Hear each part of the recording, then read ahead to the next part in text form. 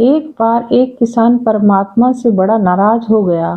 कभी बाढ़ आ जाए, कभी सूखा पड़ जाए, कभी धूप बहुत तेज हो जाए, तो कभी ओले पड़ जाएं। हर बार कुछ न कुछ कारण से उसकी फसल थोड़ी खराब हो जाए। एक दिन बड़ा तंग आकर उसने परमात्मा से कहा, देखिए प्रभु, आप परमात्मा हैं, लेकिन लगता है आपको मेरी बाड़ी की ज्यादा जानकारी नहीं है। एक प्रार्थना है कि एक साल मुझे मौका दीजिए, जैसा मैं चाहूँ वैसा मौसम हो, फिर आप देखना मैं कैसे अन्न के भंडार भर दूंगा। परमात्मा मुस्कुराए और कहा, ठीक है, जैसा तुम कहोगे वैसा ही मौसम दूंगा, मैं दखल नहीं करूंगा। किसान ने गेहूं की फसल बोई। जब धूप चाही तब धूप मिली, जब पानी तब पानी, तेज धूप, ओले, बाढ़ आदि उसने आने ही नहीं दी। समय साथ फसल बढ़ी और किसान की खुशी भी, क्योंकि ऐसी फसल तो आज तक नहीं हुई थी।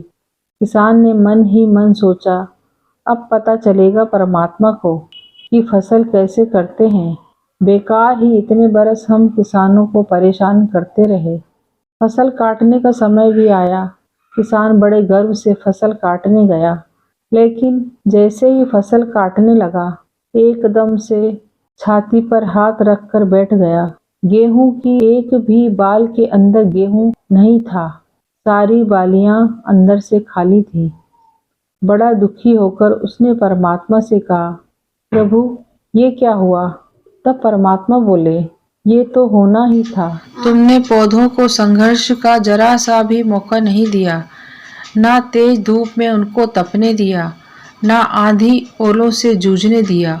उनको किसी प्रकार की चुनौती का एहसास जरा भी नहीं होने दिया। इसीलिए सब पौधे खोखले रह गए। जब आंधी आती है, तेज बारिश होती है, ओले गिरते हैं, तब पौधा अपने बल से ही खड़ा रहता है। वो अपना अस्तित्व बचाने का संघर्ष करता है और इस संघर्ष से बल पैदा होता है। वो ही उसे शक्ति देता है, ऊर्जा देता है, उसकी जीवटकता को उभारता है। सोने को भी कुंदन बनाने के लिए आग में तपने, हथौड़ी से पिटने, गलने जैसी चुनौतियों से गुजरना पड़ता है, तभी उसकी स्वर्णमणि आभा उभरती है, उसे अनमोल बनाती है।